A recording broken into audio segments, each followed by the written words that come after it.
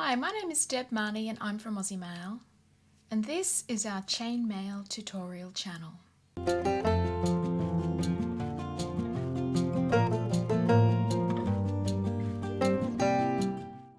Hey guys, a big hi, hello, welcome, how are you? It's really great to see you here. Thanks for popping in and spending some time with me. So today we're doing a redo of a previous video. Now this one is has been requested many times for us to do a redo. The original session was done on Facebook Live back on, let me see, Saturday the 8th of April 2017. So it is well due for a redo. And what is it, I hear you asking? Well, it's candy cane, guys. So let's get into it. Okay guys, so I've made up some sample pieces for you of the candy cane cord weave. So coming up here on the side of the screen will be the ring sizes that I used to make up these particular pieces. You'll also find those ring sizes listed down in the description tab that you find down below this video. But to run through them with you, I have got over here the big chunky one. This is 14 gauge AWG 1.6mm diameter wire with a ring ID of 5/16 of an inch or 7.94mm. Now I will say that this makes a loose version of the weave. Okay, so it works and it holds its shape. It's not unstable. It is a little looser than I would like. It's also a huge chain. The next one is our 16 gauge AWG version. That's 1.2mm diameter wire. The ring ID used for this piece is 7/32 of an inch or 5.56mm. This makes up a lovely weave. It is a little tight, so you can see it's not completely bendable. There is a certain amount of tension there in that weave, but it is loose enough if you're looking to make something like a bracelet out of it or a necklace. It would definitely work, but there is a limit to the size of the circle that it will make. The 18 gauge version, so 1mm diameter wire, uses a ring ID of 3/16 of an inch or 4.76mm. Now this aspect ratio of these rings are considered pretty much ideal for this weave. So you can see there's a reasonable amount of flexibility in here. It's quite stable. You can't squish it as much as you can, say, the one here in the 14 gauge. You can see that I can put pressure on that and it flattens it out a little bit.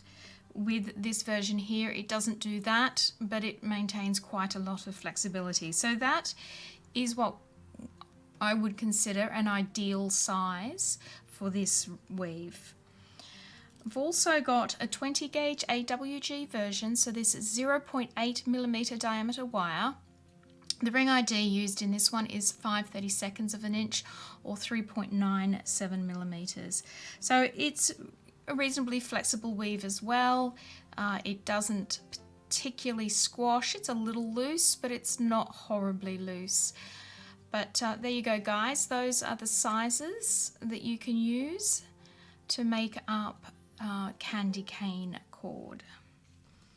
Okay, so working in our 14 gauge 5/16 of an inch ring, we want to start by making a chain of 2, 2, 2 with our first colour. So one thing I do suggest, especially if you're new to candy cane, is pre-opening rings and making sure you keep them in the sequence that you're going to be working in. So if you're working in multiple colours like I'm going to be doing today, I lay my rings out in the colour sequence that I want to be working in. It's not necessary, guys, but it's just a visual help. Anything to make it a little bit easier. So you may want to pre-open some of your rings. That is totally up to you.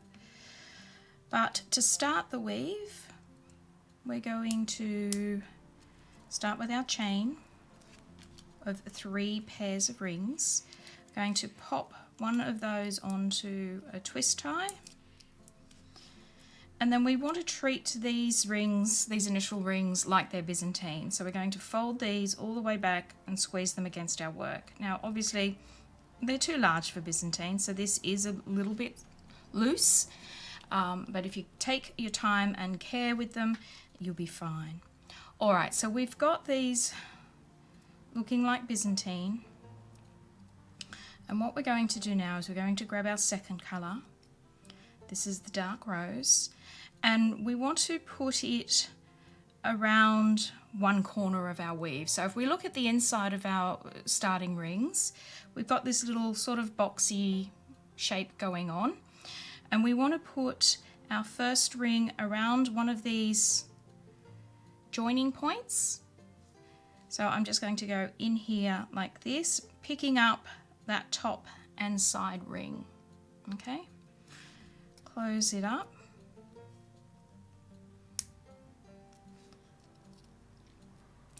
And then I want to put one down here in the opposite corner, in the diagonal corner. So just pop that in there like that. Taking care, because the rings are so loose at this stage, it's easy for everything to flip out of shape. So I'm very gentle with my movement of the rings, making sure that everything stays where I want it to be. All right, so we've got our first set of rings in here, one on the diagonal corners. And then I'm going to turn my work just a little bit, or even just squish it a little bit, because the loose rings are so loose you can squish them a little bit, so that those two new rings I added are sitting on top and bottom of the weave. I'm going to take up my next colour in the sequence, which is red for me. And this time I'm going to pick up this loose ring here. I'm going to pick up both of the first colour, the bright aluminium rings, and I'm going to pick up the other loose ring. So pick up the loose ring, pick up those two bright aluminium rings, and then pick up the other loose ring. So we're going through a total of 4 rings. And you can see by going through those bright aluminium rings, we're actually going into the remaining corners of our initial box. Okay, as well as the 2 rings that we just added. So I'm going to close that up. I'm going to turn my work so it faces the other way, because I want to put another ring in the opposite corner. So again, picking up my loose ring, picking up both of the bright aluminium rings in that corner, and then picking up the remaining loose ring. So I've got 4 rings in total there, and I close that up. Okay, and your work should look something like this. So we're back to our sort of our initial box stage. So we want to pick up a ring in the next colour, and our next colour, we're back to the BA. If you happen to lose track of where you're up to, we're always looking back 3 layers. So our first layer here is our red,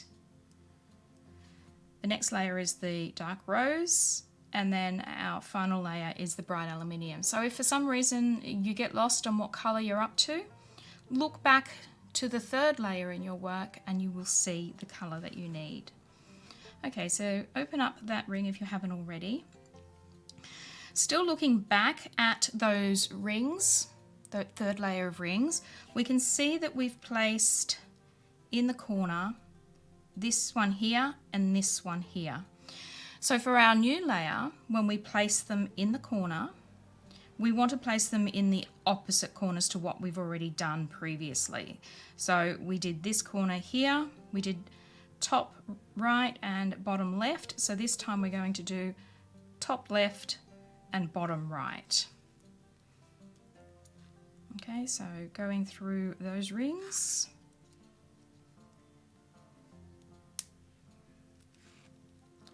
Picking up my work, taking another open ring and going through those bottom corner.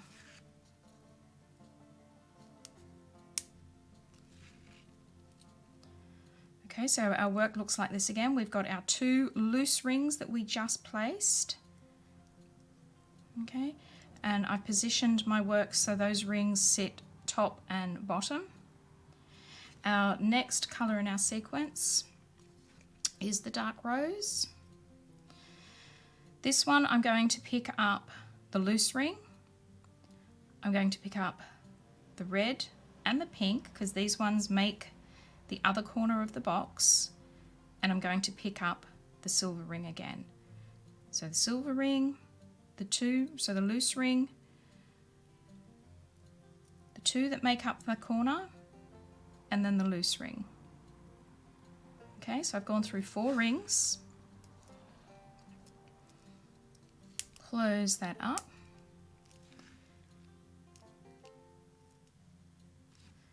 And grab my work so I have easy access to the other corner.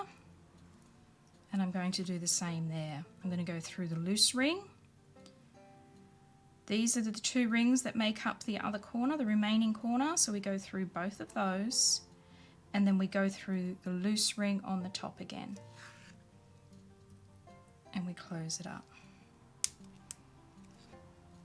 Okay, so we're back to our little box type shape. And our next colour is our red. Looking back 3 rows, we can see that our red in this instance, the way I'm holding it, and this may be different from you depending on how you're grasping the weave. Okay, so always look at your own work. For me this time, these rings are in the top left and the bottom right corners. So I want to now put one up in this corner here, the top right and the bottom left.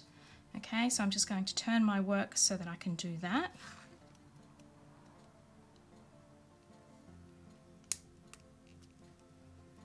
And I'm going to place a second ring in the other corner. Okay. And position my work so that those 2 rings that I just added sit top and bottom. Picking up my next ring, which is the bright AA in my case, I'm going to go through the loose ring that I just put in. I'm going to pick up the rings that make up the other corner, and I'm going to pick up this loose ring here as well. So loose ring, the 2 corner rings, loose ring. Close it up, position it so I can access it easily on the other side. Loose ring, the 2 corner rings, the loose ring. Close it up. Okay, so we're back to our little box-like shape. Okay. We're going to go with our next colour, which is the dark rose. We're going to look back 3 rows where we placed the dark row previously. So you can see we've got a dark rose here up in the top right and the bottom left. So our new dark rose rings are going to go bottom right, top left corners. So place those rings.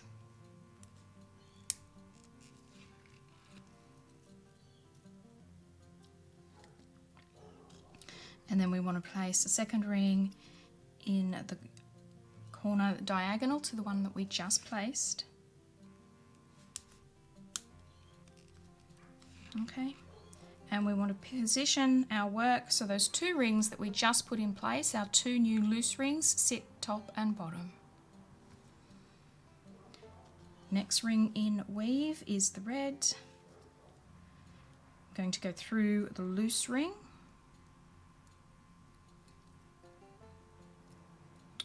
Through the 2 rings that make up the corner there. Okay. Through the second loose ring. close it up, turn my work so I can access the other side. Loose ring, the corner rings or the 2 middle rings, whichever way you want to think about them. Loose ring, close it up. And that's it, guys. That's all you have to keep repeating for the length of your chain. So I've got my little box going on again with my 4 rings here. The next ones are the loose rings. Our next colour is the bright aluminium. You look back 3 spaces or 3 levels, you can see that the bright aluminium are in these corners here. Okay, we want to put our new bright aluminium rings, my apologies, in the remaining corners, the opposite corners to what these ones here are. And you just keep repeating those last 2 steps again and again and again until you get to the length that you wish. And that's it, guys. It's a little fiddly, especially if the aspect ratio is not spot on. It is a little fiddly, but you've basically only got 2 steps. If you do it in 3 colours, it makes it a lot easier to keep an eye on, and I'm sure you'll be fine. Just have a little bit of patience, take it slowly, pay attention to 3 rows back, and you should be fine. Alrighty, my lovelies, well that is it. That's the video tutorial for today. I hope you enjoyed it, you found it useful, and that the quality is much better this time than the original one that we posted up. If you did find the video useful, don't forget to give it a thumbs up here on YouTube. Share the video if you like. If you're not a subscriber, it would be really awesome if you'd consider doing that for us. It helps us out immensely. While you're here, ruffle around and check out some of the other content we've got for you. There's a few hundred different videos here for you to find something that you like. And last but not least, guys, don't forget to give our shop link up here in the corner a little bit of love and affection. That's where we sell the bits and bobs and whatsamajigs. You're going to need to whip up this weave and many others. Alright guys, thanks once again for popping in and seeing me. It was really good to catch up with you. Keep safe, keep well, and I'll see you again sometime in the very near future. Bye.